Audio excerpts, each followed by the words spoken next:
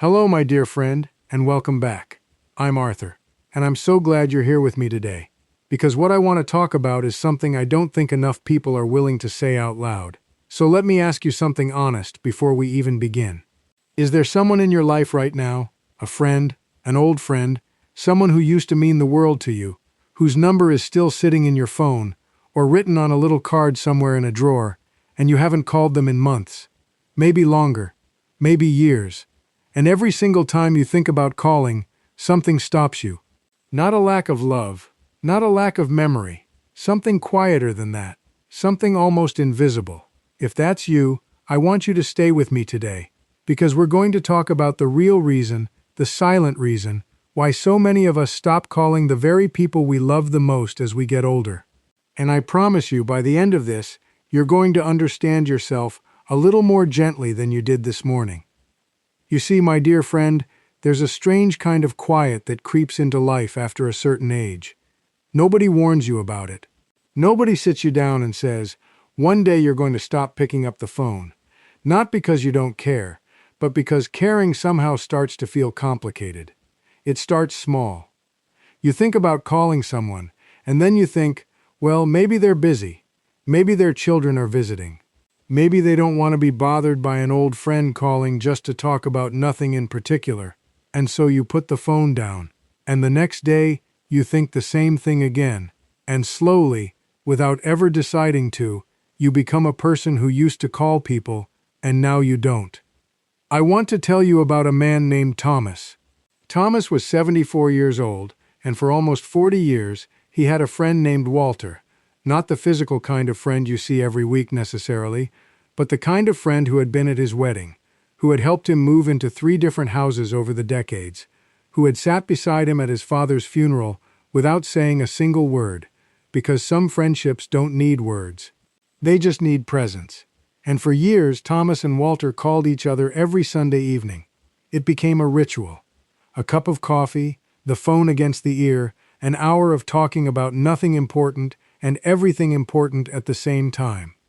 But then Thomas's wife passed away, and in the fog of that grief, the Sunday calls stopped. Not because Thomas didn't think about Walter. He thought about him constantly, but every time he reached for the phone, a voice inside him whispered, "What do I even say? I'm not the same man he used to talk to. I'm sad now. I'm slower now. I don't want to bring him down with my grief." And so months passed. Then a year. And one day, Thomas heard through a mutual acquaintance that Walter had been asking about him, wondering if something was wrong, wondering if he had done something to upset him. And Thomas felt something crack inside his chest, because the truth was so much simpler and so much sadder than Walter could have imagined. Thomas hadn't stopped loving him. He had simply stopped believing he had anything left to offer him. My dear friend, this is the silent reason. It isn't that we stop loving our friends. It's that somewhere along the way, many of us quietly start to believe we have become a burden. We start to believe that our voice on the other end of the line is somehow less welcome than it used to be, that our stories are old news, that our sadness, our slowness, our aches and worries are things other people shouldn't have to carry. And so instead of calling and risking that feeling, we simply don't. We tell ourselves it's easier this way, but it isn't easier, it's just quieter, and quiet, when it isn't chosen, can become its own kind of grief. Let me ask you something else. Have you ever noticed how, when we were young, we called people without thinking twice? A friend moves to a new city, and we call to see how the drive was. A friend has a rough day at work, and we called just to listen. There was no calculation in it, no fear of being a burden, no worry that we were interrupting something more important. We called because we wanted to hear their voice, and that was reason enough. But somewhere between raising children and burying parents and watching our bodies change and our energy shift, calling stopped feeling simple. It started feeling like a decision, a risk. And risks, when we get older, start to feel heavier than they used to.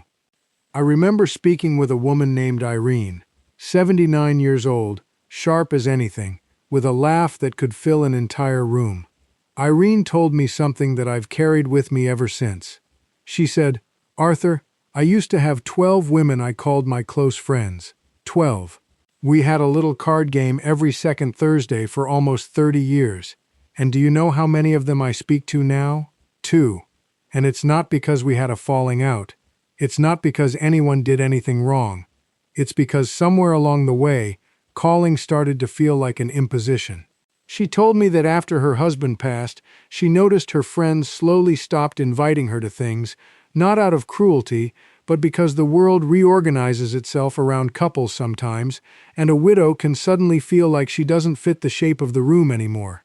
And instead of calling her friends and saying, "I miss you, I want to still be part of your lives," Irene did what so many of us do. She waited. She waited for them to call first. And when they didn't, she took that silence as confirmation of something that was never actually true. She believed she was no longer wanted. But my dear friend, silence is rarely proof of anything. Silence is usually just two people, both afraid of the same thing, both waiting for the other one to go first. This is something I want you to really sit with today, because I think it might be one of the most important truths about growing older that nobody talks about enough. So much of the distance between old friends isn't caused by anger or betrayal or even indifference. It's caused by two people on opposite ends of a silence, each one assuming the other has moved on, each one protecting their pride by refusing to be the one who reaches out first and risks being met with distance, or worse, a version of politeness that feels like rejection. I met a man named Vincent, 81 years old, a retired mechanic, hands like leather, a voice like gravel, and eyes that softened the moment he started talking about his old friend Bernard. He told me they had known each other since they were boys, had gone fishing together every autumn for over 50 years, had stood as best man at each other's weddings. But in the last several years the calls had stopped. I asked him why, expecting some story of conflict. Instead, he said something that broke my heart a little. He said, "I called him about 8 months ago, and he didn't pick up. He called back 2 days later, apologized, said he'd been at a doctor's appointment. But those 2 days, Arthur, those 2 days felt like the loneliest 2 days of my life. Because in my head, I had already decided he was avoiding me. I had already decided I had become someone people don't bother calling back right away anymore. And after that, I just stopped trying. Not because he did anything wrong, but because I couldn't survive that feeling again, so I protected myself by never risking it. Do you see, my dear friend, how fragile this all is?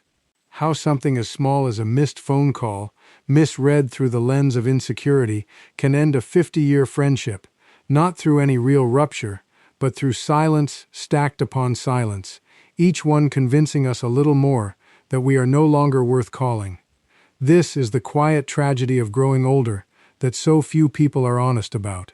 It isn't always loneliness that separates us from our friends. Sometimes it's the fear of being a bother, dressed up as independence. Sometimes it's pride, dressed up as not wanting to impose. And sometimes it's grief, so heavy that we convince ourselves silence is kinder to everyone, including ourselves. There's something else I want to talk about because I think it explains so much of what happens as we age. As the years pass, many of us begin measuring our worth by what we can offer. When we were younger, we offered our friends energy, favors, help moving furniture, late nights, road trips, celebrations. And somewhere in our minds, without ever saying it out loud, many of us begin to believe that friendship is a kind of exchange, and if we can no longer offer what we used to offer, if our bodies are slower, if our stories start repeating themselves, if we can't drive at night anymore, then maybe we've become less valuable as a friend. Maybe calling someone now means asking them to carry a conversation we used to be able to carry ourselves. I met a woman named Louise, 76, who told me she stopped calling her closest friend after she started forgetting small details in conversations, dates, names, the occasional word that used to come easily. She said, "Arthur, I didn't want her to hear me struggling to find my words. I didn't want her to feel sorry for me. I didn't want to become someone she talked to out of pity instead of joy. So I called less. And then I called almost never. And when I finally saw her again at a community gathering, do you know what she said to me? She said, 'Louise, I thought you didn't want to be friends with me anymore. I thought I had done something wrong." And Louise told me that in that moment, she realized the terrible irony of what had happened. She had withdrawn to protect her friend from her own decline, and in doing so, she had made her friend feel abandoned, unloved, and confused. Two women, both aching for connection, both convinced the other one no longer wanted it, simply because neither one had the courage to say the truth out loud. My dear friend, I want you to hear this clearly, because I think it might be the most important thing I say to you today. Your friends do not love you because of what you can offer them. They never did. They love you because of who you are, because of the decades of memory you share, because of the particular sound of your laugh, because of the way you understood them when almost no one else did. Growing older, forgetting a word here and there, needing to speak a little slower, none of that erases the value of your presence in someone's life. If anything, the people who truly love you would rather hear your voice struggle through a sentence than not hear your voice at all. Let's talk about something else, something I think is even harder to admit. For many of us, as we grow older, calling an old friend means facing something we'd rather avoid, and that is the passage of time itself, and everything time has taken from us. When you call an old friend, you're not just calling a person. You're calling a whole era of your life. You're calling the version of yourself that was younger, that had more energy, that hadn't yet lost a spouse, or a sibling, or a child, or a piece of their own health. Sometimes we avoid those calls not because we don't love the person on the other end, but because we're afraid of what the conversation will stir up in us. The nostalgia, the grief for who we used to be, the reminder that so much has changed, and so many people we both knew are no longer here to be mentioned. I remember a man named Norman, 83 years old, who told me something that stopped me in my tracks. He said, "Arthur, every time I think about calling my old friend George, I think about all the people we'd have to talk about who aren't alive anymore, and it exhausts me before I even dial the number." Norman told me that George had been his closest friend since they served together decades ago, and their friendship had survived nearly everything: distance, disagreements, decades of silence during busy working years, and yet in recent years, the calls had become rare, almost painful, because every conversation seemed to circle back to loss. Who passed this year? Who's in the hospital? Who they used to know that isn't around anymore to ask about? And Norman admitted something so honest it nearly broke my heart. He said, "Sometimes I think if I stop calling, I can pretend time hasn't taken so much from us yet." But my dear friend, here is the truth I gently offered Norman, and the truth I want to offer you today. Avoiding the call doesn't stop time from passing. It only means you face all of that loss alone, instead of with someone who understands it exactly the way you do, because they lived it beside you. The people who remember your youth, who remember the friends you've both lost, who remember the world the way it used to be, they are not reminders of what's gone. They are the last living proof that it happened at all, that your life had meaning, laughter, adventure, and love. When you lose touch with them, you don't just lose their voice.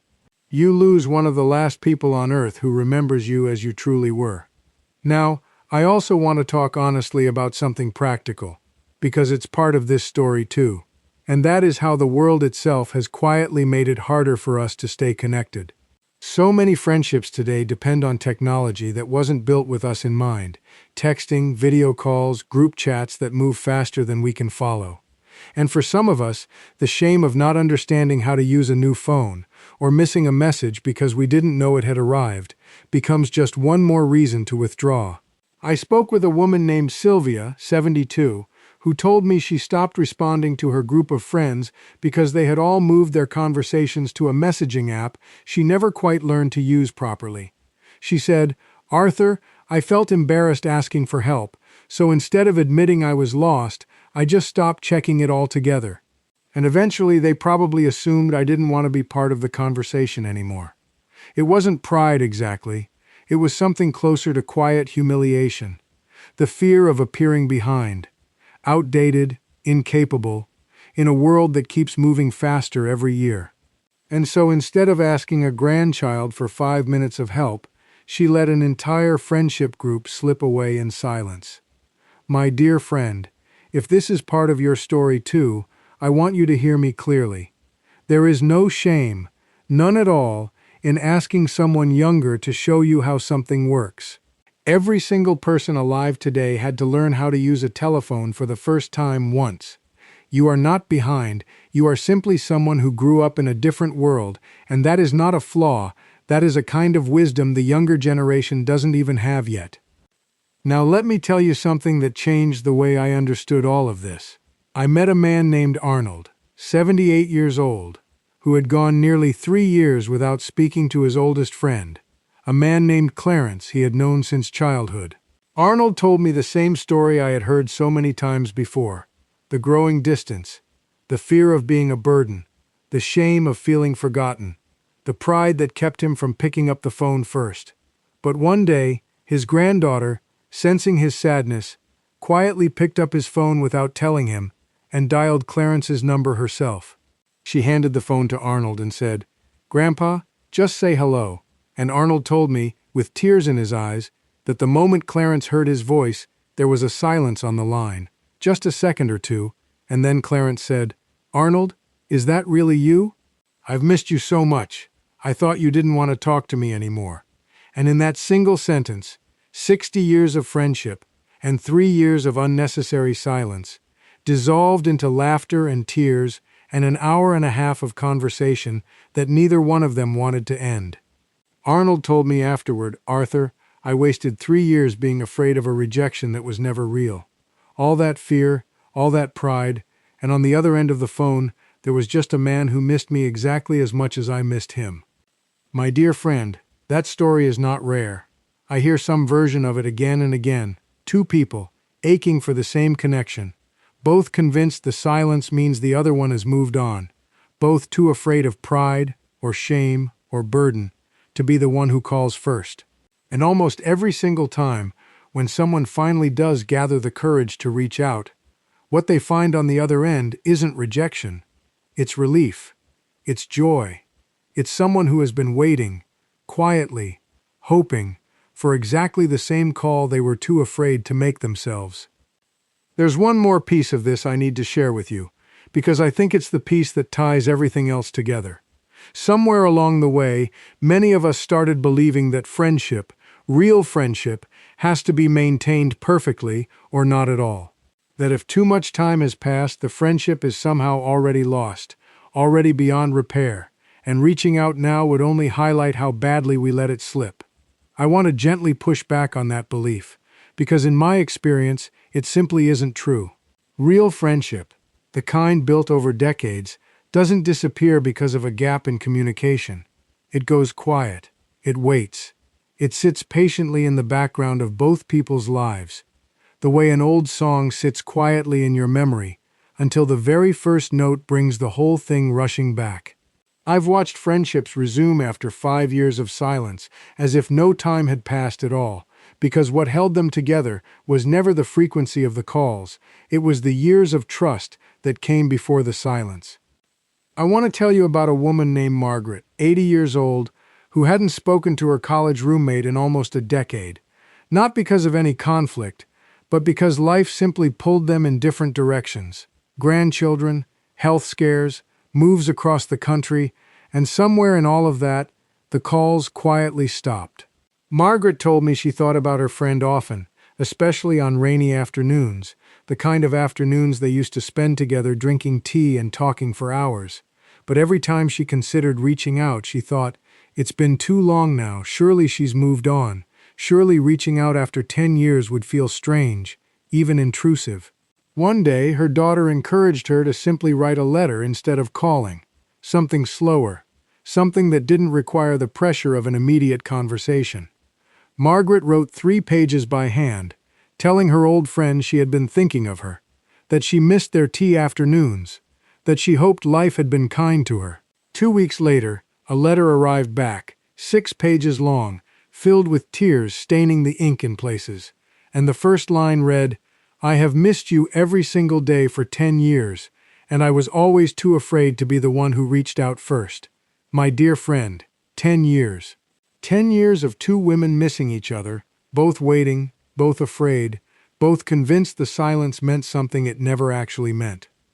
I share these stories with you not to make you feel regret over the calls you haven't made, but to gently show you a pattern that repeats itself again and again in the lives of people just like you and me. We assume silence means rejection. We assume time passed means the door has closed. But almost every single time, when someone finally gathers the courage to knock, they find the door was never locked at all. It was simply waiting for someone brave enough to turn the handle. I also want to say something about the fear of being told no, because I think this fear sits underneath almost everything we've talked about today. Somewhere inside many of us is a quiet worry that if we call, and the person seems distracted, or busy, or short with us, it will confirm our deepest fear, that we have become unwanted, unnecessary, easily forgotten. But my dear friend, even if a call doesn't go exactly the way you hoped, even if the person seems rushed, or distant, or the conversation feels shorter than you wanted, that does not erase the years of love that came before it. People have bad days. People get tired.